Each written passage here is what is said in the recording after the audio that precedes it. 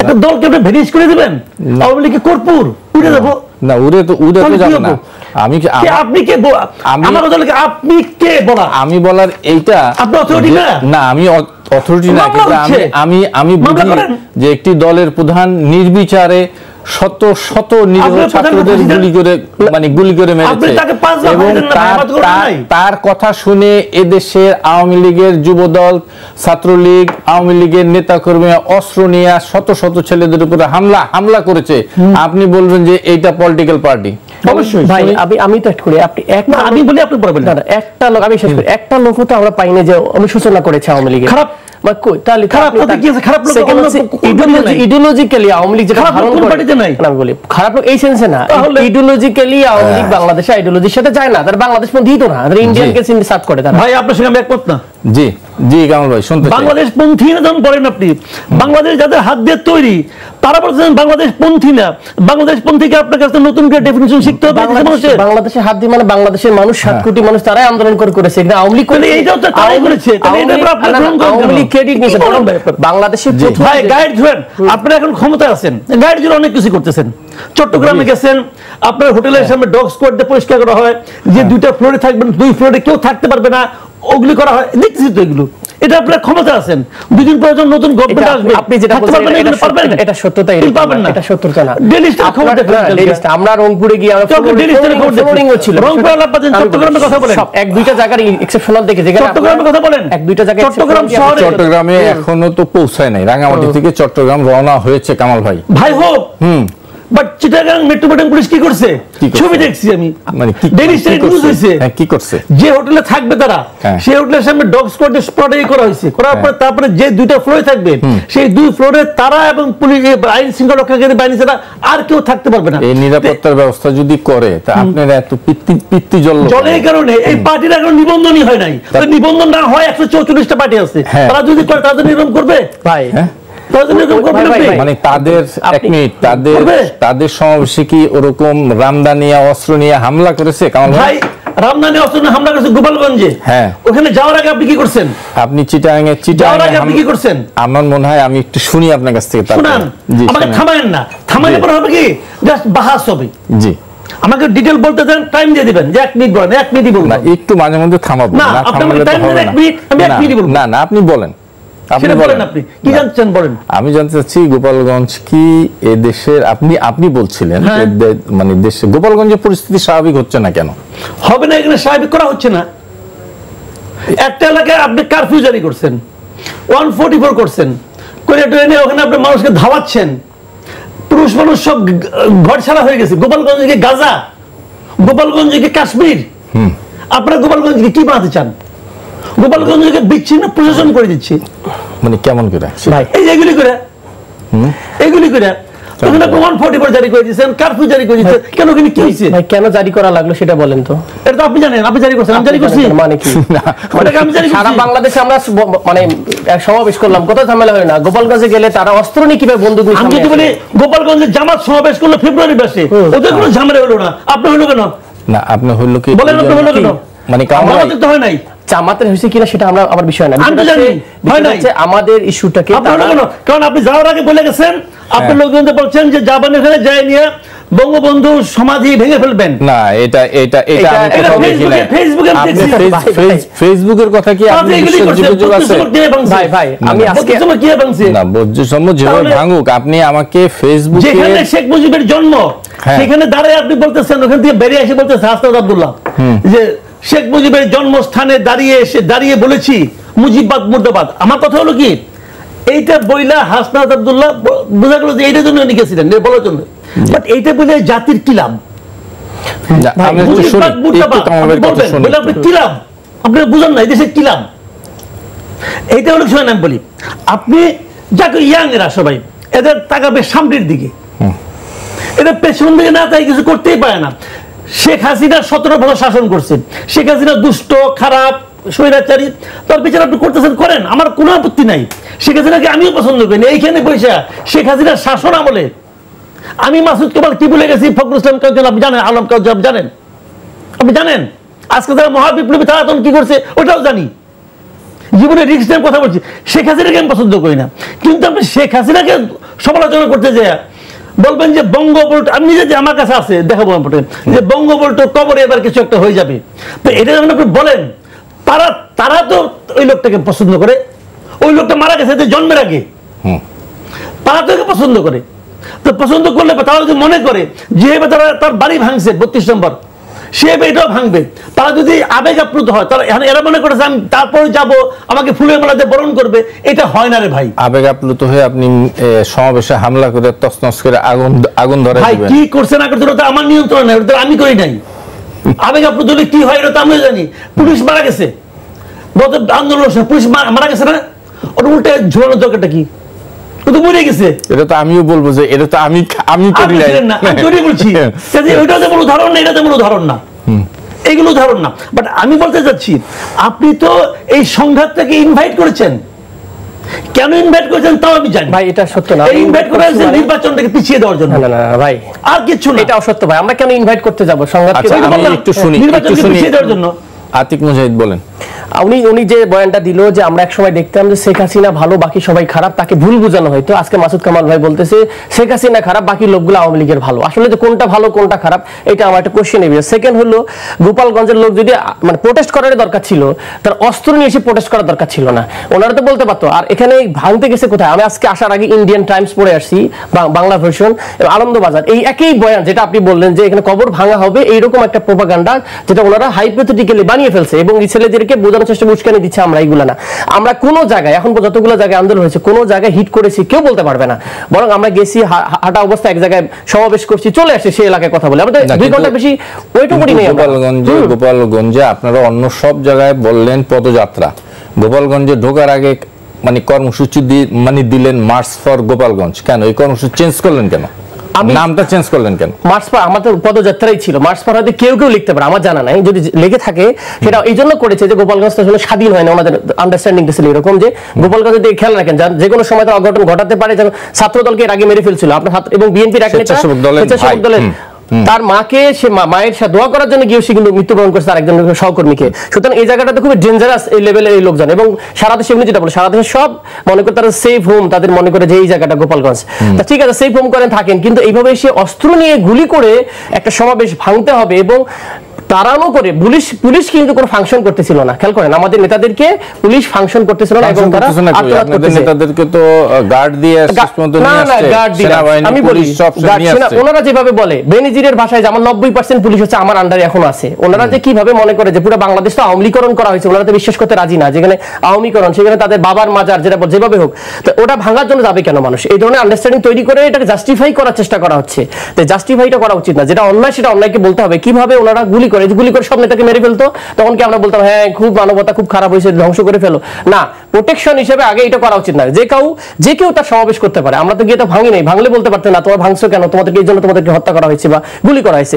সে জায়গা থেকে আমার কাছে মানে গোপালগঞ্জ ইস্যুটা খুবই কমপ্লিটলি তার অফেন্সিভ খেলছে। ডিফেন্সিভ খেললো তো যে আমাদেরকে কেউ মারতে আসছে আমরা প্রোটেকশন দিয়েছি, কোনো জায়গায় টাচ হয়নি, even not a single hit করা হয়েছে, এটা একটা জাস্ট পদযাত্রা। তো সেই জায়গাটাকে আমাদেরকে দেখানো হচ্ছে গোপালগঞ্জে তোমরা গেছো কেন, এটা তোমাদের দায়ভার, সরকারের দায়ভার, তোমার সরকার জানা সত্ত্বেও কেন তোমাদেরকে প্রোটেকশন দিল না? বিষয়টা এরকম না। মার্চ পর গোপালগঞ্জ হোক আর মার্চ পর খুলনা হোক সমস্যা তো নাই, মার্চ তো মানে হাঁটাই, যেদিকে হাঁটে হাঁটুক, কিন্তু আপনাকে তো হিট করে নাই, কারণ আপনি জাস্টিফাই করে বলেন তোমাদেরই দোষ। শুরুতেই আপনাদের ইন্টেনশন ছিল যে গোপালগঞ্জে যাব, একটা বিরাট কিছু করে ফেলবো, এরকম একটি মানে ধারণা চেতনা নিয়েই যেন গেছেন। এরকম কোনো ইন্টেনশন ছিল না আমার কাছে যেটা মনে হয়, আমাকে এটাকে ইন্টেনশনালি বানানো হচ্ছে। এবং এই যে ইন্টেনশনাল আরেকটা জিনিস কিছু বুদ্ধিজীবী আমাদের ভাইদের টাইনে নিয়ে সেটা হচ্ছে সব জায়গায় ইলেকশন ঢুকায় দেয়, যে ইলেকশন মনে হয় পিছানোর জন্য গোপালগঞ্জের ইস্যু ঘটানো হয়েছে। কেন এটা করা হবে? এটাকে দুই পার্সপেক্টিভে দেখেন। আওয়ামী লীগ নিষিদ্ধ ঘোষিত হওয়ার পর কার্যক্রম নিষিদ্ধ, ছাত্রলীগ আক্রান্ত করছে কারা? ছাত্রলীগের নেতারা। যে কটা ছবি দেখেছেন বন্দুক দ্বারা কারা ছিল, উনি বলছেন নিষিদ্ধ ঘোষিত না আওয়ামী লীগের যেটা অংশটা, সেই অংশটা তো গুলি করতে এসেছে। ওই জায়গায় জয়েন্ট সেক্রেটারি, ওখানকার সাধারণ সম্পাদক, তাদেরকে অ্যারেস্ট করা হয়েছিল, তারাই তো গুলি করেছে এসে, 3-4 জন তো বড় বড় রাইফেল দিয়ে গুলি করতেছে। তো এটাকে আপনি কিভাবে দেখবেন? কোনোভাবে এটা সন্ত্রাসী কার্যক্রম ছাড়া কি দেখি না। সেখানে আওয়ামী লীগের সব লোক ভালো, তাহলে গোপালগঞ্জের লোকগুলোকে আওয়ামী লীগ না? আওয়ামী লীগের সব লোক ভালো বলে নাই, আওয়ামী লীগের ভালো লোক আছে বলছে খারাপ, ভালো লোক তো সব জায়গায় আছে। আমি যেটা বলি যেটা হচ্ছে মিনিমাম রিগ্রেট যদি থাকতো, আমি একদিন আমার কাছে একজন আসছে, আমি বললাম যে ভাই একটা লোক দেখান, এটা কি বলেছি, একটা লোক দেখেন যে রিগ্রেট করছেন মিনিমাম, যে এতগুলো লোক হত্যা করা হলো এবং নির্দেশ দিয়েছে সে ভিডিওটা অডিওটা ফাঁস হওয়ার পরও মিনিমাম কি কাটিসি জাগে না, অন্য বাকিগুলো কি মানুষই নেয় নাকি বাংলাদেশের মানুষ? তো সেই জায়গা থেকে আমার কাছে মনে হয় এটা খুবই একটা ন্যাক্কারজনক ঘটনা ঘটেছে যে মানুষের উপর আন্দোলনের শক্তি মানুষজনকে সেগুলোকে গুলি করে হত্যা করার চেষ্টা করা হচ্ছিল। জি মাসুদ কামাল ভাই, কেন গোপালগঞ্জ এরকম একটা অনেকগুলি হয়েছে না, আওয়ামী লীগ লোকজন করছে, ওইগুলি আহত হয়েছে কয়জন? 5 জন যে মারা গেছে, এগুলি কালগুলিতে মারা গেছে, কালগুলিতে মারা গেছে, এটা মানে নিশ্চিত না। নিশ্চিত না করে কবর দিলেন কেন? কবর দিলেন তো আপনি, আপনি কবর দিলেন কেন? এই জিনিসটা গভর্নমেন্ট বলছে ওদের ছিনিয়ে নিয়ে গেছে, এবং যারা মারা গেছে 2 জনের ফ্যামিলি মেম্বারের কথা শুনলাম, ডাক্তাররাই বলছে নিয়ে যাও, এখন আমাদের এটা ময়নাতদন্ত হবে না। আমি তো পত্রিকায় পড়লাম না ভাই। হ্যাঁ, ময়নাতদন্ত ছাড়াই মানে ছাড়াই দিয়েছেন।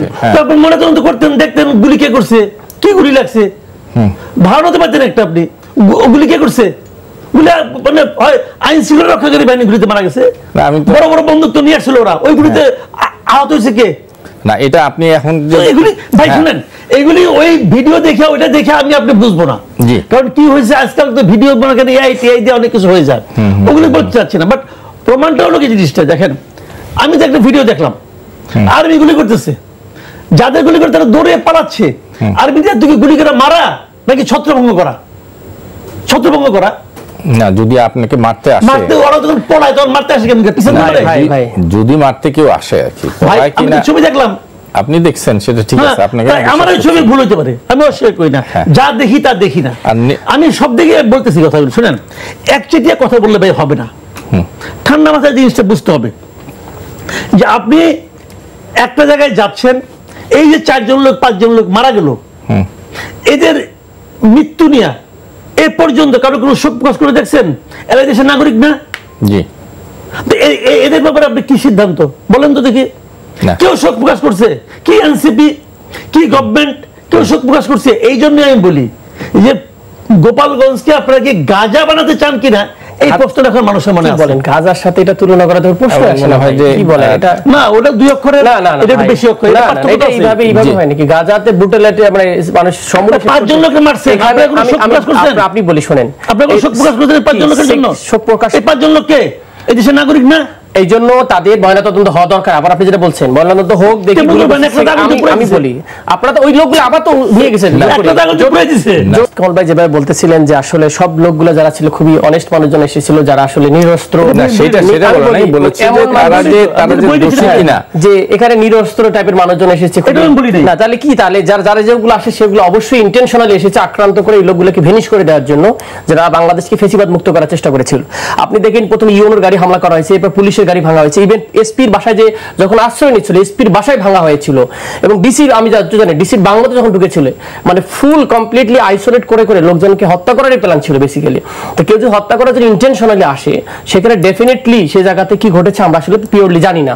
সুতরাং অনাকাঙ্ক্ষিত যে ঘটনাগুলো ঘটেছে এটার জন্য অবশ্যই বাংলাদেশের মানুষকে কি করা উচিত, এগুলো শিক্ষা নেওয়া উচিত, এইভাবে যেন না হয় বাংলাদেশে কোথাও। আমরা রাজনৈতিক মতাদর্শ ভিন্ন থাকতে পারে, আমি এই দিক দিয়ে মাসুদ কামাল ভাই যেটা বলতেছিলেন, ইয়েস ডেফিনেটলি মানুষ হিসেবে মানুষের প্রতি আমাদেরকে অবশ্যই সমন্বিত থাকতে হবে। আমরা তো আসলে হিংস্র প্রাণী না, বাঘিটা আমরা বাঘ সিংহ মারামারি করতেছি। ডেফিনেটলি মানুষের মধ্যে আমাদের ভিতরে নানা ধরনের মতাদর্শ, নানা রকম থাকবে, মত পার্থক্য থাকবে, কিন্তু এইরকম অনাকাঙ্ক্ষিত ঘটনা যে কেউকে মারতে আসতেছে আবার মারা পড়তেছে, এটা যেন না হয় বাংলাদেশে। এই কালচারটা জুলাই থেকে ভেনিশ হয়ে যাওয়ার কথা ছিল, সেটাকে আমরা আবার 1 বছর পরে জুলাই আবার দেখলাম, সেটা আসলে খুবই অনাকাঙ্ক্ষিত এবং খুবই কষ্টদায়ক যে বাংলাদেশের মানুষ এখনো এই জিনিসের মধ্যে আছে যে প্রতিপক্ষকে মেরে ফেলতে হবে। এবং আমরা এনসিপির পক্ষ থেকে বলতেছি, এনসিপির কোনো ইন্টেনশন ছিল না কোনো মানুষকে হার্ম করা, ক্ষতিগ্রস্ত করা। এটা আমাদের দলীয়ভাবে কোনোভাবে কোনো মানুষকে এখন পর্যন্ত আমরা হিট করিনি। এবং আমি কতদিন কথা বলতেছিলাম যে আমাদের হওয়া উচিত ছিল যে, আমি খুব পজিটিভ দেখতেছিলাম যে এখন পর্যন্ত রাজনৈতিক দলগুলোর মধ্যে মারামারি হয় নাই গত 1 বছর, যেটা হওয়ার কথা মিনিমাম লেভেলেরও হয় নাই, হাতাহাতিও হয় নাই, খুবই কম রেয়ার হয়েছে। নিজস্ব দলের মধ্যে বিএনপি মারামারি হয়েছে, এটা একটা ভালো হয়েছে। কিন্তু আপনারা বিভিন্ন স্থানে গিয়ে বিএনপির বিরুদ্ধে কথা বলছেন, পলিটিক্যালি খেলা, পলিটিক্সের ক্ষেত্রে আপনার বিভিন্ন জন বিভিন্ন বক্তব্য দিবে, এটা তো একটা আপনার সাথে কক্সবাজারে গিয়ে আপনারা একজন মানে বিএনপির একজন একদম স্থায়ী কমিটির সদস্য, খুবই স্বনামধন্য একজন রাজনীতিবিদের বিরুদ্ধে আপনি আপনার আপনি যেটা বলছেন সেটার সাথে আমি একমত বলছি, ভাষার ক্ষেত্রে আমাদের সংযত হওয়া উচিত। ঠিক একই পরিবারে ডারবি নাসির বলা হয়, যখন নগদ নাহিদ বলা হয়, যখন চিলড্রেন পার্টির নেতা বলে আব্বাস সাহেবের মতো সিনিয়র পলিটিশিয়ানরা বলে, তখন কিন্তু খুবই দুঃখজনক। গয়েশ্বর সাহেব যখন বলে যে এসব সংস্কারকে কুসংস্কারের দল যেগুলো আছে এরকম বলে, সেগুলোই কিন্তু কষ্টদায়ক। তার মানে হচ্ছে আমরা সবারই সংযত হওয়া উচিত, সেক্ষেত্রে আমার কোনো দ্বিমত নাই। আমরা ছাত্র হিসেবে অনেক সময় আমাদের ভুল হতে পারে, কিন্তু সিনিয়র পলিটিশিয়ানরা কি আচরণ করবে? আমরা কি তাহলে একই বিষয় প্র্যাকটিস করবো? সে জায়গা থেকে আমার কাছে মনে হয় ডেফিনেটলি এক দুইজনের কথাই যদি আপনি পুরো ফুল দলকে দেন, লায়াবল করা উচিত না। কালেকটিভলি বাংলাদেশের পলিটিক্যাল কালচারে একটা চেঞ্জ আসা উচিত এবং হচ্ছে আমার কাছে মনে হয়। যেটা হচ্ছে আমরা টেবিলের মধ্যে অনেক কথা বলতে পারতেছি এখন পর্যন্ত, স্টিল নাও, যেটা আমরা এক সময় এই ফ্যাসিস্ট আমলে বলতে পারতাম যে সব নেতা যদি বসতো, বিএনপি এবং আওয়ামী লীগ বসলেই আমরা খুশি হয়েছি, এরকম মানসিকতা আমাদের ছিল। খালেদা জিয়া এবং শেখ হাসিনা একসাথে বসবে, এই টিভির পর্দায় দেখলে মানুষ বলতে যাক বাংলাদেশের মানুষ শান্তি, সেই জিনিসটা অ্যাটলিস্ট বাংলাদেশের কালচারে ডেভেলপ হয়েছে, সেটাকে অবশ্যই ডেফিনেটলি পজিটিভ দেখতে হবে। যে আমার মনে হয় একটু ভিন্ন প্রসঙ্গে যাই। জনাব মাসুদ কামাল, আপনি গোপালগঞ্জ নিয়ে যে কোনো কথা থাকে বলবেন, আমি একটু ভিন্ন প্রসঙ্গে আপনার কাছে দিতে চাই। সেটা হচ্ছে জুলাই ঐক্যের কথা বলা হচ্ছে জুলাই অনৈক্যের ভিতর দিয়ে ফেসিবাদ মাথাচাড়া দিয়ে উঠছে, বিএনপি জামাত অন্যান্যরা সবাই একই কথা বলছে, কিন্তু বাস্তবে আমরা জুলাইয়ের কোনো ঐক্য দেখছি না। এমনি একটি পরিস্থিতিতে আজকে কিন্তু সেই আওয়ামী লীগ আজকে দেশে হরতাল ডেকেছিল এবং পত্রিকায় ছাপা হয়েছে মিরপুরে পল্লবীতে একটি বিহঙ্গ পরিবহনের একটি বাসে আগুন দিয়েছে কে বা কারা। পত্রিকায় লিখেছে সন্দেহ করা হচ্ছে এটি নাশকতা। আমাদের অভিজ্ঞতা বলে হরতাল কর্মসূচির আগে এরকম ঘটনা অতীতে অনেক ঘটেছে। শুনতে চাই আপনার কাছ থেকে। না, হরতালের যে কর্মসূচিটা, এটা নিয়ে আমি মনে করি যে এটা আলোচনার কোনো প্রয়োজন নাই, কারণ এটা এই মুহূর্তে একটা আমি মনে করি চূড়ান্ত একটা হঠকারী এবং মানে ফ্যাসিবাদী সিদ্ধান্ত যদি কেউ দিয়ে থাকে। দেশে এখনো এমন কিছু হয় নাই যে এটা হরতাল ডাকতে হবে, এটা যেই ডাকুক আমি জানি না, এটা আমি আলোচনা করতে রাজি না, কারণ যেহেতু এই দলটাও তো এই মুহূর্তে তার রাজনীতি তো নিষিদ্ধ, তাই না? এটা তো গভর্নমেন্ট নিষিদ্ধ করছে, এটা যে আইনে করুক, আইনটা পছন্দ করি না, নিষিদ্ধ করাটাও আমি পছন্দ করি না, কিন্তু গভর্নমেন্ট যখন আইন করে নিষিদ্ধ করবে তখন সেটাকে মান্য করা উচিত আমি মনে করি। আমি এরকম ওই চিন্তা করি আর কি। এটা নিয়ে আলোচনা করবো না। আলোচনা যেটা হলো, যেটা গুরুত্বপূর্ণ আলোচনা, সেটা হলো জুলাই ঐক্য। জুলাই ঐক্য নিয়ে অনেক রকম হাহতাশ কিন্তু আমি শুনি, এবং এদের এটা কেন হচ্ছে, কেন ধরে রাখা যাচ্ছে না। জুলাই ঐক্য ভাই ধরে রাখা সম্ভব না। কেন সম্ভব না? এই কারণে জুলাই যখন ঐক্য হয়েছিল তখন একটা কমন এনিমি ছিল সবার কাছে, একটা ভিলেজ ছিল, একটা দানব ছিল শেখ হাসিনা। সেই দানবকে সরানোর জন্য সবাই ঐক্যমত ছিল, কিন্তু সবাই কিন্তু সমস্ত দলে যার যার পরিচিতি এটা কিন্তু বিলুপ্ত করে দেয় নাই, যার যার পরিচিতি নিয়েই তারা ছিল, কিন্তু ওই লড়াইয়ে সবাই একসঙ্গে ছিল। যখন ওই লড়াইটা শেষ হয়ে গেছে এবং ওই লোক যখন পালিয়ে গেছে, তার সভাসদ নিয়ে সমস্ত লোক নিয়ে চোররা যখন দেশ থেকে চলে গেছে, তখন তো দেশটা চালানোর জন্য লোক লাগবে, কারা করবে? মানে চলে গেছেন কেন বলছেন? আমরা তো দেখি ভেরি মাচ আছে। আমি দেখছি না, রাষ্ট্র ক্ষমতা থেকে তারা তো নাই, রাষ্ট্র ক্ষমতা নাই। হ্যাঁ, আমি তো এটাই বলছি, রাষ্ট্র ক্ষমতা প্রকাশ্যে নাই, আমি তো রাষ্ট্র ক্ষমতাই বলছি। এখন রাষ্ট্র ক্ষমতায় তো একজনকে নিয়ম মাফিক কাউকে আসতে হবে। এখন যারা আছে এরা তো অন্তর্বর্তীকালীন হিসেবে আছে, এরা তো স্থায়ী ভাবে নাই। তো নতুন যারা আসবে তাহলে তাদের কে পাঠাবে? জনগণ পাঠাবে। তাহলে জনগণের কাছ থেকে ম্যান্ডেট নিয়ে কেউ না কেউ ক্ষমতায় আসতে চায়, সবাই চায়, সব দলই চায়। এখন যখন সব দল চায়, তার মতো করে চায়। জামাত ইসলাম তার রাজনীতি নিয়ে জনগণের সামনে আসছে, বিএনপি তার রাজনীতি নিয়ে জনগণের সামনে আসছে। তখন এনসিপির অস্তিত্ব ছিল না, এখন এনসিপিও চায় রাজনীতি দল গঠন করে, এখন তারাও আসতে চাচ্ছে, তাই না? সবাই যার যার রাজনীতি নিয়ে আসবে। এখন এনসিপির আদর্শ আর বিএনপি আদর্শ যদি একই হয়, তাহলে এনসিপি বিএনপি একই হয়ে যেত, তা তো হয়নি। এখন যখন আলাদা আলাদা আদর্শ নিয়ে যখন আসবে, তখন আদর্শের সংঘাত হবেই, এবং এই সংঘাতটা কিন্তু স্বাস্থ্যকর, এই সংঘাতে কিন্তু কোনো সমস্যা নাই। এই সংঘাতটা আছে বলেই তো গণতন্ত্র আছে। না, সেটি ঠিক আছে, সেটি আপনি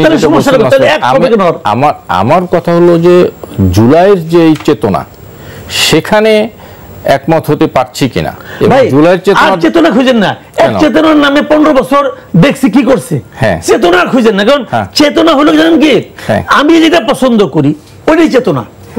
আপনারা যদি একটু অন্যরকম হয়, এই তুমি চেতনা বিরোধী, সব চেতনা, কিন্তু চেতনার নামে আর বিভক্ত করেন না। কোশ্চেনটা হলো, জুলাই একটা গণ অভ্যুত্থান হয়েছে, ওকে, ওটা কি আমি অস্বীকার করছি? অস্বীকার করি নাই। ওটা যে ঠিক মানো, আমাকে তো এটাকে ঠিক ছিল তুই মানো, হ্যাঁ মানি, ওকে চেতনা শেষ, হ্যাঁ কারণ ঠিক ছিল না ভাই মানি। এখন পরবর্তীতে কি করতে হবে, আগামীতে কি দেশ কিভাবে চলবে, এটা ওরা বলবে এক কথা, জামাত বলবে এক কথা, বিএনপি বলবে এক কথা, সবাই যার যার রাজনীতি দিয়ে বলবে। ওখানেও সবাইকে এক হইতে হবে, এটা যদি আপনি প্রত্যাশা করেন বাংলাদেশের মাটিতে এটা ইহকালে হবে না।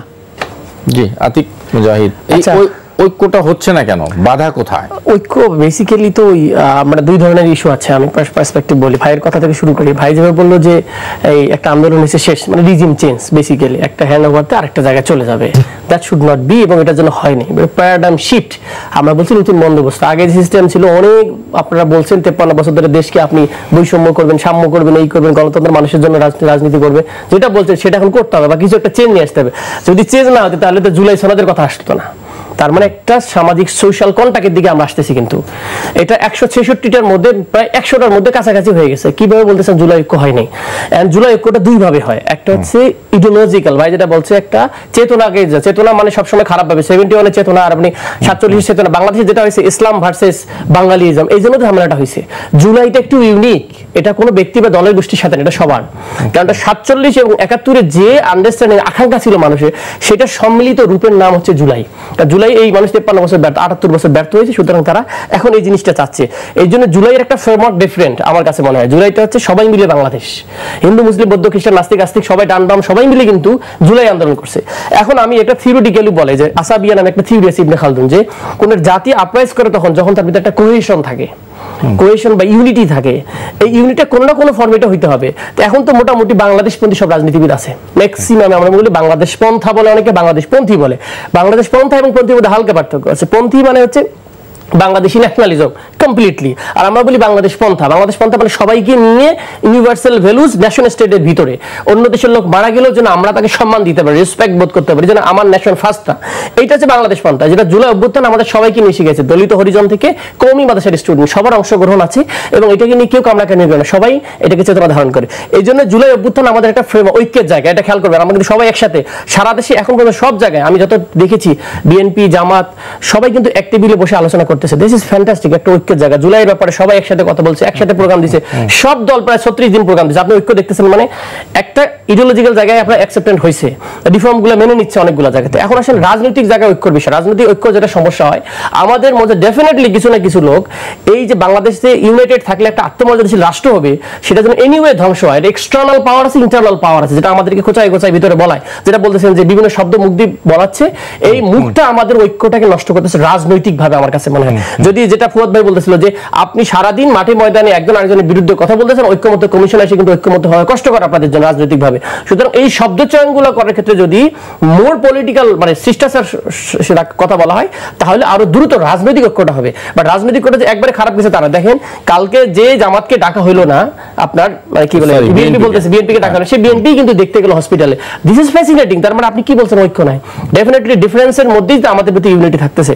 তো আমার কাছে মনে হয় একটা সার্টেন স্টেজে আমাদের এখন ইউনিটি আছে, জুলাই আমাদের এখনো একত্রিত করে রাখতে পারতেছে, কিন্তু এটাকে যদি সনদে ডিক্লারেশন দিয়ে আমরা সবাই মিলে কমিটমেন্ট দিতে পারি, তাহলে আমরা পরবর্তী দেশের ফ্রেমওয়ার্কটা ওইটার উপর কথা কাজ করতে পারবো। জি মাসুদ কামাল ভাই যা বললো জুলাই বিষয়ে আপনার কোনো কথা আছে কিনা?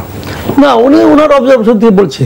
আমি মনে করি শুনুন, জুলাই সনদ বলতে যেটা বলতে আছে, জুলাই ঐক্য, এই জিনিসটা আসলে এরকম না। এখন যেটা যে আমি কিন্তু জুলাই সনদের প্রয়োজনীয়তা অনুভব করি, আমি করি। হ্যাঁ, আমি কেন করি সেটা বলছে যে জুলাই সনদ হবে, কিন্তু মানে কনস্টিটিউশনের মধ্যে এই জুলাই সনদ আইনগতভাবে ইয়া হবে না। কনস্টিটিউশনের মধ্যে আসা তো কোনো দরকার নাই। আবার কি বলেন? কেন কনস্টিটিউশনের মধ্যে আইন সারা কিছু দরকার নাই? যদি আপনি আমি এরকম করলাম যে আমার একটা জমি আছে, আপনাকে দিলাম, যে মাসুদ কামাল জমি দিলাম, কিন্তু কিন্তু কিন্তু দলিল মানে দলিল দিলাম না। আমার তো মানে অদ্ভুত লাগে ভাই। জানেন, যখন আওয়ামী লীগ আমলে, বলি আমরা আওয়ামী লীগ আমলে যখন বঙ্গবন্ধুকে কনস্টিটিউশনের মধ্যে ঢুকাই দিল, ওনার নামে কিছু বলা যাবে না, ঢুকাই দিল, তখন ওটা কনস্টিটিউশনই থাকে না। কনস্টিটিউশন দেশ কিভাবে চলবে সারা দুনিয়া দেখেন, আপনি আমেরিকা কনস্টিটিউশন দেখেন তো, আমেরিকা কোনো একটা ঘটনার কথা উল্লেখ আছে, সেটা তো ভাই এখন জুলাইয়ের সনদ, এটা কনস্টিটিউশন পার্ট অফ কনস্টিটিউশন হবে কেন? ভাই এটা তো ভাই শাসনতন্ত্র ভাই ভাই হবে না কেন? হবে না, হওয়া উচিত না, একটা ঘটনা তো হতে পারে না। একটা রিজিম চেঞ্জ হয়েছে ভাই, এই যে রিজিম চেঞ্জ হয়েছে আপনার কাছে কি হয়েছে? আরে ভাই আপনি কি হয়েছে ভাই? আপনারা কি চেঞ্জ করছেন বলেন তো? রিজিম চেঞ্জ হয়েছে, কি চেঞ্জ? আপনাদের কয়জন নেতার গাড়ি বেরিয়ে হয়েছে, আর কি চেঞ্জ বলেন আপনারা? কোথা কোন নেতার গাড়ি বেরিয়েছে বলেন তো ভাই? মানে আপনারা যেভাবে বলেন ভাই, যেভাবে আমি বলি ভাই, এক নেতা 3 মাসে 107টা পাঞ্জাবি করছে। আপনি কে বললো আপনি সেটা নিয়ে আপনি আসেননি? আপনি কোন ফ্যাকচুয়াল কিছু আমি বলি ভাই, সনদ যদি আমার মানুষ বাংলাদেশ, আমি এটা ক্লিয়ার করি ভাই, সচিবালয় গেলে টের পাবে কি চেঞ্জ। আমি বলি প্রক্লেমেশন আর ডিক্লারেশন, মানে সনদ চার্টার, এটার মধ্যে অনেক বাংলাদেশের মানুষের একটা আন্ডারস্ট্যান্ডিং রয়েছে। ডিক্লারেশন ইভেন আপনি দেখেন, যখন শেখ মুজিব সাহেব মরার পরপরইতে ক্ষমতা যখন নিছিল, কে নিছিল? আমাদের মোশতাক সাহেব সাথে সাথে একটা ডিক্লারেশন করেছিল, আর্মিরাও একটা ডিক্লারেশন দিয়েছিল কিন্তু, যে আমরা এখন থেকে এটা জারি হইলো, পরিপত্র বলে এটাকে, আমরা পরিপত্র দিয়ে শুরু করলাম যে এখন থেকে এটার সাথে যেটা সাংঘর্ষিক সেটা আইন হিসেবে মানা হবে না, সেই সংবিধান মানা হবে না। এটা একটা ঘোষণা, এটা ডিক্লারেশন সরাসরি, যেহেতু আমরা ক্ষমতা এসে সুতরাং এইগুলা অ্যাকসেপ্ট থাকবে, এগুলো বাদ হয়ে যাবে কনস্টিটিউশন থেকে। আর যখন আমরা সনদ বলতেছি, ঐক্যমত্যের ভিত্তিতে আমরা সবাই মিলে এগ্রিমেন্ট হচ্ছি যে বাংলাদেশের আগামী দিনে আমরা এটা কনস্টিটিউশনের মানে কেন থাকতে হবে? যদি লিগ্যাল ভিত্তি না থাকে তাহলে আপনাকে এই কনস্টিটিউশন দিয়ে মেরে ফেলে বলবে তোমার তো কোনো লিগ্যালিটি নাই, তুমি এই কনস্টিটিউশন ভায়োলেশন করছো।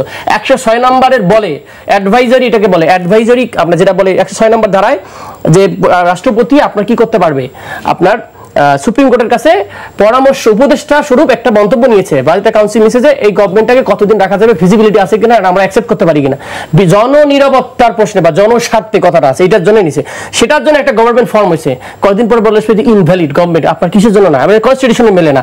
তখন এই আন্দোলন, এই গভর্নমেন্ট, এই যারা আছে সব ইনভ্যালিড, সুতরাং লিগ্যালি কোনো বেসমেন্ট নাই। এটা যে আন্দোলন হয়েছে, রিজিম চেঞ্জ হয়েছে উনি বলতে, যেটা আমরা বলছি অভ্যুত্থান, সেটা লিগ্যাল কোনো কিছু নাই। এখন ওনার যেটা বলছে একটা রেফারেন্স পয়েন্ট দিয়ে দেয় যে আমরা একটা আন্দোলন হয়েছে, কনস্টিটিউশন রেফারেন্স পয়েন্ট, এটা আমরা এই জন্য বলছি যে নতুন কনস্টিটিউশন দরকার ছিল, এই জন্য বলেছি গণপরিষদ দরকার ছিল, এই জন্য বলেছি যে নতুন বাংলাদেশের ফ্রেমওয়ার্ক। একটু শুনুন কামরুল ভাই, শুনেন ভাই বলি আপনার কথা, যে জিনিসটা বলতেছেন ওটা ঠিক আছে, এই জিনিসগুলো হতে পারতো, সেই ট্রেন আপনি মিস করছেন। হতে পারতো কিভাবে? এরা দায়িত্ব নিয়েই, এই ইউনিসেফ দায়িত্ব নিয়েই প্রথমে করতো সংবিধানটাকে স্থগিত করে দিত, সংবিধানকে স্থগিত করে যা কিছু করতো সবই ভ্যালিড হইতো, এবং তারপরে আপনি এটা রেটিফাই করে নিতেন। তারা কিন্তু সে আগে সংবিধানের আলোকেই সবকিছু করছেন। আগের সংবিধানের আলোকে কি হবে, ওই সংবিধানে যা যা লেখা আছে সব মেনে কিন্তু এরা শপথ দিচ্ছে। এই শাহাবুদ্দিন চুপ্পুর কাছে নিচে তো রে ভাই শপথটা, শাহাবুদ্দিন চুপ্পুকে শপথ দিচ্ছে আমরা এই সংবিধানকে সমুন্নত রাখবো, এই শপথটা নিচ্ছে। শপথ রাখছে কেউ? সমুন্নত কেউ রাখে নাই। মানে কেন রাখে নাই? মানে কি সংবিধানের কত কিছু আছে মানে না? এটা তো আগেও হয়েছে ভাই, আগে হইলে আগেও মানে নাই। হ্যাঁ, আগে একটা ভুল, আগে একটা অন্যায় দেখে আপনি পরে ভুলটাকে জাস্টিফাই করবেন? তা তো করবেন না, নিশ্চয়ই। আমি এর আপনি করছি। তো এখন যে জিনিসটা নাকি ফরাদ বাজার বলছে, ফরাদ বাজারকে আমি পার্সোনালি কিন্তু খুব একটা পছন্দ করি না, কিন্তু তার ওই কথাটা কিন্তু জাস্টিফাইড ছিল। উনি বলছেন তোমরা এই সংবিধান নিয়ে বসে আছো কেন, তোমরা বঙ্গভবনের চুপ্পুর কাছে কেন গেছো এই শপথ নেওয়ার জন্য? না, এটা নিয়ে তো বিতর্ক আছে কামাল ভাই, যত এটা নিয়ে এখন বলছেন আবার দেখেন, কাজেই সময়ের প্রয়োজনে সংবিধান ইম্যাটেরিয়াল। এখন যেটা করতেছে সময়ের প্রয়োজন হচ্ছে, এটা নিয়ে কেউ কোনো আপত্তি করছে, কেউ কোনো আদালতে গেছে, যায় নাই তো, এটা সময়ের প্রয়োজনে হয়েছে। এখানে সংবিধানে কি আছে না আছে ইম্যাটেরিয়াল। এই সংবিধান একমাত্র ওই উপদেষ্টারা মানা উচিত ছিল, কারণ তারা শপথ দিচ্ছে। আমি তো শপথ নিই নাই, আমি মনে করি এই সংবিধানে অনেক কিছু থাকা উচিত না। কামাল ভাই, আপনার সাথে আলোচনায় ছিলাম, আমি আমার মনে হয় একটু আতিক মুজাহিদের কাছে যাই, আমরা শেষ পার্টে আছি, আরো দু একটি বিষয় আছে, সংক্ষেপে একটু আলোচনা করতে চাই। জি, মানে কামাল ভাই যেটা বলছিল জুলাই সনদ নিয়ে সংক্ষেপে একটু বললাম, আমি ভিন্ন প্রসঙ্গে যাব না ভাই। আরেকটু ভাই যেটা বলছে রিজিম চেঞ্জের পক্ষে আমি না, আসলে এটা রিজিম চেঞ্জ হয় নাই, বাংলাদেশের মানুষের আকাঙ্ক্ষার একটা জেনারেশনাল হোপ বলবো আমরা, যে যেখানে বাংলাদেশের ইতিহাসে সবচেয়ে বেশি এটা হচ্ছে ডেমোগ্রাফিক ডিভিডেন্ড বলে, যেটাকে কয়েকদিন পর কিন্তু ডাউনগ্রেডে যাবে। আমাদের এখন প্রচুর পরিমাণ হেভি শক্তিশালী লোকজন আছে, পরে ইয়াং জেনারেশন প্রায় 4 কোটি 5 কোটি, তো তাদেরও কিন্তু হোপ এই হতাশা দেখেছে 53 বছর ধরে রাজনৈতিক দল আমাদের সাথে প্রতারণা করতে করতে ডিস্ট্রাস্টটা সব জায়গায়, কাউকে বিশ্বাস করে না, সব জায়গায় কনস্পিরেসি। তো সেইটাকে চেঞ্জ করে একটা রেডিক্যাল চেঞ্জ করার জন্য সবাই কিন্তু নেমেছি আমরা, কিন্তু কোটা থেকে শুরু হয়েছে। সুতরাং এটাকে আমি বলবো না যেটা রিজিম চেঞ্জ, আমি বলবো একটা হোপ, একটা জেনারেশনাল হোপ আসতেছে, এটাকে আমরা প্যারাডাইম শিফট বলতেছি, ঠিক আছে। সেকেন্ড হলো জুলাই সনদটা ডেফিনেটলি লাগবে। আমরা তো চাই যে জুলাই প্রক্লেমেশন হোক, যে নতুন একটা বাংলাদেশ তৈরি হোক, 2.0 হোক। আমরা আর ওই ওল্ড সিস্টেমটা দেখতে দেখতে টায়ার্ড হয়ে গেছি, কারণ আমরা মিথ্যা কথা বলবো, ক্যামেরার সামনে সুন্দর সুন্দর কথা বলবো, আবার বিপরীতটা কাজটা করব, যেটা কামাল অফ ইয়ারে বলতেছিল, যে যেটা বলতেছিল ওটা ওই দল তো করবে না এই জিনিসগুলা। কারণ তাদের স্বার্থের সাথে তারা হচ্ছে রাজনীতিতে তারা গেইন করার জন্য অনেকে এসেছেন, সবাই না। তো সেই জায়গাটা থেকে আমরা ওই বাংলাদেশ চাইলে, যে বাংলাদেশ আত্মমর্যাদাশীল বাংলাদেশ, সেটা বিনির্মাণ করতে গেলে একটা জুলাইয়ের একটা ফ্রেমওয়ার্ক লাগবে, যে জুলাই পরবর্তী বাংলাদেশটা কি শুরু হইলো, কি কি বিষয় হবে, সেটার জন্য একটা সনদ যদি সবাই মিলে এগ্রিমেন্ট করে এবং সেটা লিগ্যাল ভিত্তি যদি না থাকে, যেটা আগেই বলেছিলাম যে লিগ্যাল ভিত্তি না থাকলে এটা কোনো মূল্য নেই, একটা ডকুমেন্ট ছাড়া কিছু না। আপনি আর আমি মিলে একটা এগ্রিমেন্ট করলাম যে এটা যা ইচ্ছে তাই, সাদা কাগজের মধ্যে তাও করলাম, এটার ভিত্তিটা কি আসলে? সুতরাং এইটাকে সেকেন্ড হলো ওনার একটা কথা রেসপন্ড করতে হবে, সেটা হলো যে এই সরকারের কেন কনস্টিটিউশনে গেল না গেল সেটার ব্যাখ্যা আমরা এখন না বলি, বাট এই সরকার এই কনস্টিটিউশনকে আপহোল্ড করে না, এবং এই কনস্টিটিউশনের বিরুদ্ধে আমাদের জিহাদ এবং ফান্ডামেন্টাল যে বিষয়গুলো ছিল দেখছেন আপনি অলরেডি প্রস্তাবনার মধ্যে বলা হয়েছে যে মুজিবিজমে যে 4টা জিনিস ছিল সেটার ব্যাপারে আমরা একমত, এবং ঐক্যমত্য কমিশন দেখছেন যে 4টা মূল ভিত্তি কিন্তু অলরেডি ডেমোলিশ করার দিকে, ঠিক আছে, দেখবেন আমরা সেকুলারিজম গেছে, তারপর আপনার আল্লাহর প্রতি আস্থা, অনেক কিছু কিন্তু আমরা একমত হয়েছি। সুতরাং এই সংবিধানগুলো রেটিফাই হচ্ছে, কিন্তু সিস্টেমেটিক্যালি হইতে পারতো গণপরিষদের মাধ্যমে, সেটাকে একটা আমাদের বড় দলের চাপে তারা চাচ্ছে না জিনিসটা চেঞ্জ হোক, সেজন্য আসলে এই লিস্টে। সুতরাং উনি যেটা বলছে পরিপত্র বা প্রোক্লেমেশন হইলে রাষ্ট্রের জন্য একটা ভালো ছিল। জি, যারা মাসুদ কামাল, আপনি এই বিষয়ে ছোট্ট করে একটু বললে আমি একটু ভিন্ন প্রসঙ্গে যেতে চাই। আমি প্রশ্নটা আপনার কাছে রাখছি। আপনি বলছিলেন যে নির্বাচন পিছানোর জন্যই একটি ঘটনার কথা উল্লেখ করছেন, গোপালগঞ্জের ঘটনা। আর যদি আমি এইটা বলি যে গতকাল তারেক রহমান বলেছে, আমি কোট আনকোট পড়তে চাই, যে অন্তর্বর্তী সরকারের কোনো একটি অংশের সহায়তায় কেউ কেউ দেশে উদ্দেশ্যমূলক পরিস্থিতি তৈরি করতে চাইছে কি না এ বিষয়ে জনমনে জিজ্ঞাসা রয়েছে। বিভিন্ন মহলে প্রশ্ন উঠেছে এই সরকারের পক্ষে আদৌ নির্বাচন অনুষ্ঠান সম্ভব কিনা, শুনতে চাই আপনার কাছ থেকে। তারেক রহমান সাহেব কথাবার্তা খুব সতর্কভাবে বলেন, আমি কদিন ধরে অনেকদিন ধরে খেয়াল করছি, উনি খুবই সতর্ক, এনে কিছুই বলেন নাই না, কিন্তু অনেক কিছু বলেছেন, অনেক কিছু বলেছেন। উনি বলেন, আপনি বলছেন, আমি তো বলি নাই, অনেকে বলে, সেটা আমি বলছি, জনমনে প্রশ্ন আছে। উনি খুবই কেয়ারফুলি শব্দ চয়ন করেন, আমি দেখেছি। এটা ভালো, একটা মানে আপনার বড় রাজনৈতিক নেতার এটা বৈশিষ্ট্য হতেই পারে।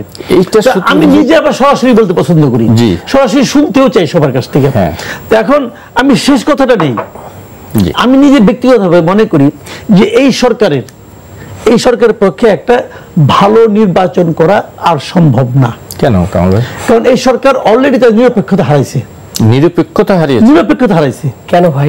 সবাই মনে করে এই সরকার হলো এনসিপির সরকার। না রে ভাই, এনসিপি, এই সরকার এনসিপি কে নিজেদের সন্তান মনে করে। তাদের মানে এনসিপির জন্য তারা যেরকম ভাবে করে, কাজ করবে বিভিন্ন ভাবে, এটা মানুষ মনে করে, আমি মনে করি। কারণ এই সরকার এদের কিন্তু দল করতে বলছে,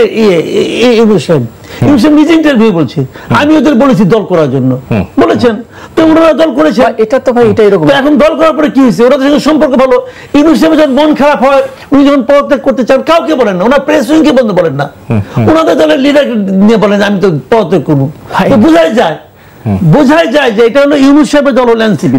যখন এনসিপি যদি নির্বাচন করে, যদি এনসিপি নির্বাচন আন্দোলনের দল, তাহলে এই দলের পক্ষে এই সরকারের পক্ষে একটা নিরপেক্ষ নির্বাচন করা সম্ভব না।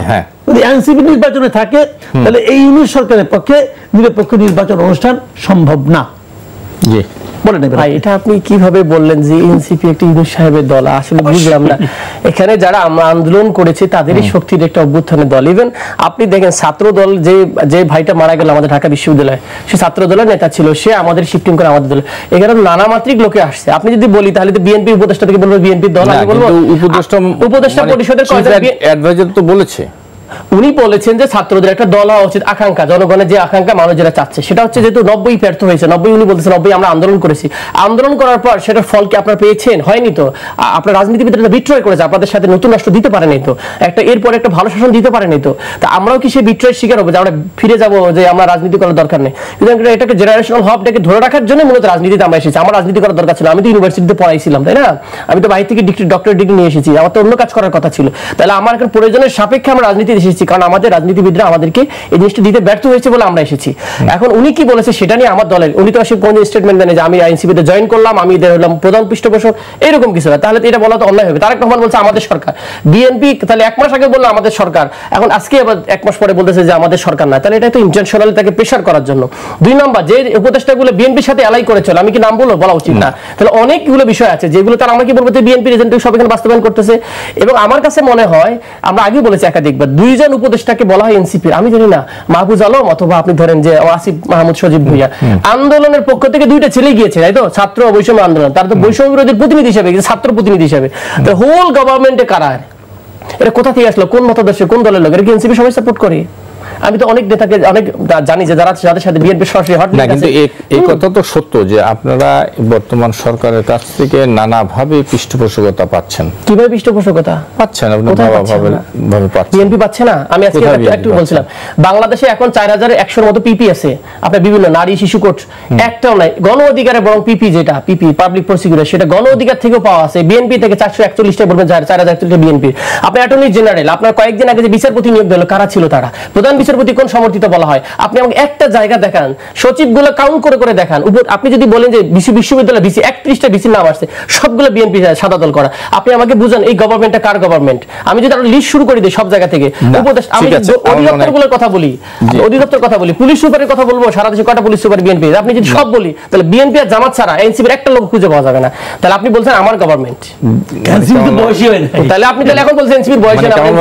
আরেকটু বিষয় যদি যাই, যদি একটি দলের পক্ষে সমর্থন থাকে বা সফট কর্নার থাকে, তাহলে কেন নির্বাচনকে সুষ্ঠু করতে পারবে না? যদি তার চিন্তা থাকে, আকাঙ্ক্ষা থাকে, যেটা আমরা এই কথা তো শেখ হাসিনাও গেছিল, হ্যাঁ এই কথা তো শেখ হাসিনাও গেছিল, আমি একটা অবাধ নিরপেক্ষ নির্বাচন দিব বলছিল না, সবাইকে নিয়ে বসে মিটিং করে বলছিল আমি বঙ্গবন্ধুর কন্যা, আমার বিশ্বাস রাখেন।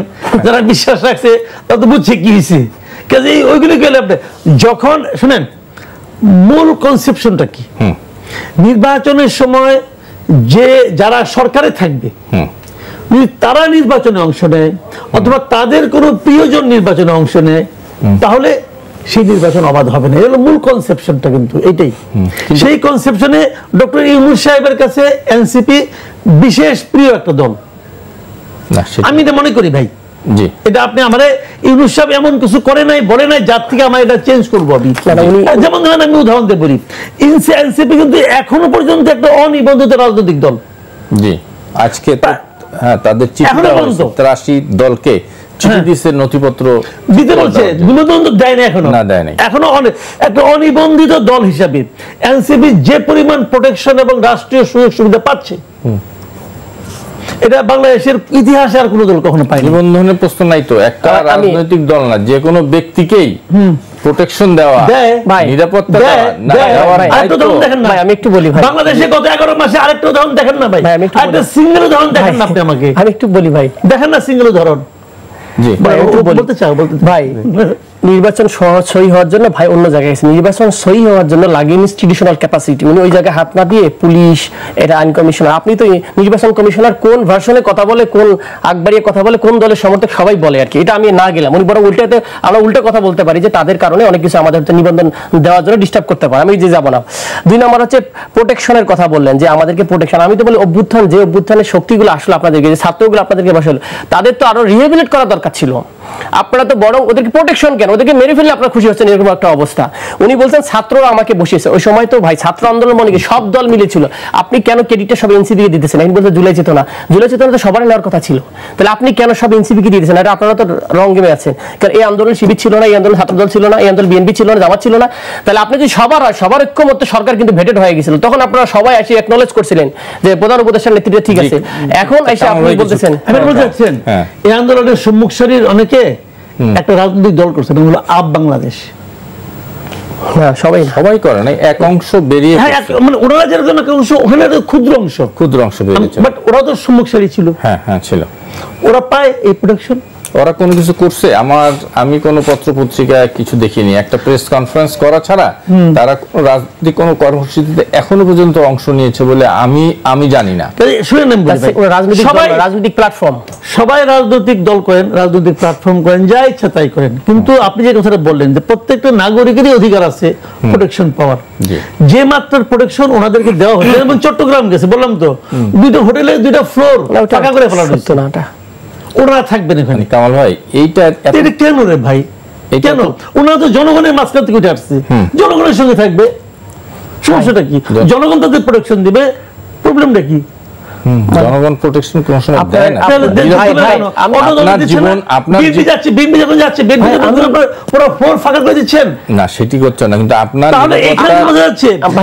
এই দলটা সরকারি না না ভাই একটা কথা বলি, বাংলাদেশ জামাত ইসলামের আমিরও গেলেও সে কিন্তু গিয়ে সার্কিট হাউসে ওঠে। বিএনপি যদি কোনো নেতা যায় কোনো জেলা পরিষদ সার্কিট, আমাদের সার্কিট হাউস পর্যন্ত ইউজ করেন, গভর্নমেন্টে যেটা একটা আছে না সার্কিট হাউসে থাকা নিরাপত্তার জন্য। আমরা যে কোনো জায়গায় আপনি এখন পর্যন্ত প্রায় 40টা জেলা ঘোরা হয়েছে, আপনি আমাদের কাছে ওপেন তো আছে এনএসআইডিজি ভাই, বলেন যে আমরা কোন কোন জায়গায় গিয়ে সরকারের সুবিধা নিয়ে এখন পর্যন্ত আর পথসভা করেছি। আমি তো রংপুর বিভাগের দায়িত্বে ছিলাম, রংপুর বিভাগে কোথায় থেকেছে কোথায় খেয়েছে, আমি তো আমাদের এক ভাইয়ের বাসায় তাদের খাইয়েছি এবং তাদেরকে আমি স্টে করতে পর্যন্ত দিইনি কোনো জায়গায় সরকার কোনো জায়গায় স্টে করেনি। সুতরাং 1-2টা জায়গায়, এবং ওটা বলছেন চিটাগং আসলে থাকবে ডগ স্কোয়াড দিয়ে, আমরা তো কোনো থাকিও না, তাতে আপনি বলতেছেন যে এত সুবিধা নিছে, একটা সুবিধা তাও তো নেয় না, এবং সেটা ভাড়া দিবে কিনা সেটাও কোশ্চেন ছিল। যেমন এই জিনিসগুলোকে না জেনে হুট করে একটা লেভেল, আমি তো এনসিবি দল দিচ্ছি না, আমি দল দিচ্ছি গভর্নমেন্টের।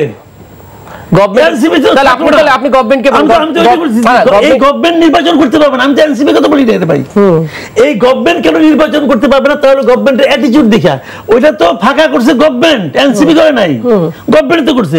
আমি ওইটাই তো বলছি যে গভর্নমেন্টের আচরণ দেখে বোঝা যাচ্ছে এরা এদেরকে বিশেষভাবে। আরেকটু যদি নির্বাচন বিষয়ে যদি আরেকটু কথা বলি, যে প্রশাসন কি নিরপেক্ষ থাকবে আপনার কি মনে হয়?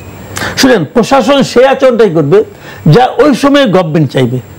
শুধু কি গভর্নমেন্ট যা চায় সারা জীবন তাই হবে বা নাকি আমার অভিজ্ঞতা যা দেখছি, জি গভর্নমেন্ট যা চায় প্রশাসন তাই করে। নির্বাচনে একটি দল যদি নিশ্চিত বিজয়ের পথে থাকে, যদি আগাম বোঝা যায়, প্রশাসন কি তারপরও গভর্নমেন্টের পক্ষে থাকবে? নিশ্চিত বিজয় তো ভাই অনেক পরের কথা না ভাই, এটা ইলেকশন তো নিশ্চিত বিজয় আপনি কবে বুঝবেন? ইলেকশনের দিন বুঝবেন না, তার আগে বুঝা যায়। তার আগে গভর্নমেন্ট বললাম তো ভাই, গভর্নমেন্ট তো 91, 96, 2001, 2008 এই সময় কি হয়েছে?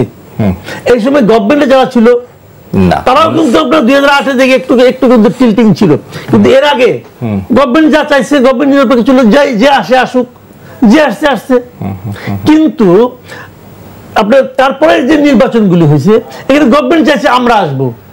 আপনি কি মনে করেন 2014-তে সবাই আওয়ামী লীগকে সাপোর্ট করছে? পাবলিক নির্বাচন 18 নির্বাচন নিয়ে আমার মনে হয় কথা বলা খুব একটা আমাদের নির্বাচনী হয় নাই নিশ্চয়ই। আমি একটু ভিন্ন প্রসঙ্গে যাই, আতিক আপনি এটা শেষ করলে আমি একটু ভিন্ন প্রসঙ্গে যাব। শেষ করে সেটা হচ্ছে যে ভাই, আমি কামাল ভাই বারে কেমন জানি এই গভর্নমেন্টটাকে গতানুগতিক গভর্নমেন্টের মতো যেন একটা দলীয় সরকার ক্ষমতা এসেছে এবং এনসিপির মনে হয় সরকার, এবং এই সরকারের মেইন কাজ হচ্ছে এনসিপি কে জয়লাভ করার মতো যা করা দরকার তাই করতে হবে, ব্যাটারাইজ করতে হবে, এরকম একটা পারসেপশন আমি ক্রিয়েট করার চেষ্টা করছি। একটা রিজিম চেঞ্জের মাধ্যমে একটা সরকার এসেছে এবং সেটা হচ্ছে NCP Sarkar. It is completely untrue, এটা এরকম না। আমি তো আগেই বললাম যে আমি যে এরকম হিসাব দিতে থাকি, অন্য দল এসে ফ্যাসিলিটিস নেয়, তাহলে জামাত তো কালকে রেল স্টেশন সবগুলো নিয়ে নিল, জামাত তো ফ্যাসিলিটিস পাইতেছে, তাহলে বিএনপি তার মতো নিজের মতো করে নিচ্ছে, হয়তো আওয়াজ হইতেছে না কিন্তু তার মতো তার ফ্যাসিলিটিস সে নিতেছে। আপনি যদি আমি বলি অনেক জায়গায় এরকম আছে, আমি দেখেছি অনেক ওসিকে তারা এসে রিজভী সাহেবের সাথে দাঁড়ায় থাকে, মানে লিঙ্ক করার জন্য দাঁড়ায় থাকে, যেটা আপনি বললেন যে তার সাথে একটু পরিচয় হয়ে যায়। হ্যাঁ, তো এইরকম অনেক লোক আছে যারা আসে ওই মেইনটেইন করে। আমাকে এক এসপি আমি বলি আমাকে উনি যেটা বলতেছে যে নিউট্রাল থাকবে, আমাকে এরকম অনেক এসপি আছে বলে তারা চ্যানেল দিয়ে তারেক রহমানকে মেইনটেইন করে, এবং তারেক রহমান সাহেবের একজন নাকি বিশিষ্ট একজন ডিজি আছেন, তার মাধ্যমে উনি করে, উনি বলেছেন। এটা সত্য মিথ্যা অন্য বিষয়, কিন্তু বিষয়টা হচ্ছে যে এইরকম তো হচ্ছে। তার মানে আপনি যে বলতেছেন যে এটা নিরপেক্ষ নিউট্রাল, আসলে আলটিমেটলি বলার কথা ছিল যে ইনস্টিটিউশনগুলো বাংলাদেশ ফাংশন করতেছে না, এটা হচ্ছে সত্য কথা, এটা ক্যাপেবল করা উচিত। আমার মনে হয় ক্লিয়ার। জানা মাসুদ কামাল, আমার একেবারেই শেষ পার্টে আছি, আমি একটু শুনতে চাইবো, গতকাল জামাত রাজধানীতে একটি বড় শোডাউন করেছে, সমাবেশ করেছে, আপনার মূল্যায়নে এটার ইম্প্যাক্ট কি, রাজনীতিতে এর ইম্প্যাক্ট কি? রাজনীতিতে আমি মনে করি এটা একটা মানে একটা সুস্থ একটা ধারা আমি মনে করি, কারণ জামাত তার শক্তি দেখিয়েছে, সারা দেশে তাদের কি সমর্থন আছে না আছে দেখিয়েছে। আমি কয়েকটা জিনিস এখানে খুব লক্ষ্য করছি। একটা হলো জামাতের বিপুল সমাগম, এটা তাদের শক্তিমত্তা প্রকাশ করেছে তারা। দ্বিতীয়ত এই শক্তিটা ছিল সুশৃঙ্খল শক্তি, এত লোক আসছে কিন্তু কোনো বিশৃঙ্খলা কিন্তু হয়নি, এত লোক আসছে রাস্তাঘাটে যে খুব একটা মানুষ যে ভোগান্তি শিকার হয়েছে তাও কিন্তু হয়নি। আমার এই সুশৃঙ্খলতা জামাতের পছন্দ হয়েছে। 2 নম্বর, জামাত তার পলিটিক্সটা এখানে প্রকাশ করছে, সেই পলিটিক্সে তারা কি চায়, তারা যে পিআর পদ্ধতিতে ইলেকশন চায় এটা তারা স্পষ্টভাবে উদাহরণ বলছে, এটা যাদের পলিটিক্স। আরেকটা কথা যে আমির সাহেব একটা কথা বলছেন, জামাতের দিনে আমির ডক্টর শফিকুর রহমান, উনি অল্প সময়ে কথা বলেছেন, কিন্তু তার মধ্যে খুব গুরুত্বপূর্ণ একটা কথা বলেছেন যে আমাদের আগামী আন্দোলন হবে দুর্নীতির বিরুদ্ধে। এই কথাটা আমার কাছে খুব ইন্টারেস্টিং, মানে খুব ইম্পর্টেন্ট মনে হয়েছে। এটা তো সবাই বলছে, আমি চ্যালেঞ্জ করছি এটা নিয়ে, যে আমি নিজে আমার একটা ইউটিউব চ্যানেল আছে, সেই মধ্যে কালকে এই কথাটা আমি বলছি, আমি দুটো চ্যালেঞ্জ করেছি।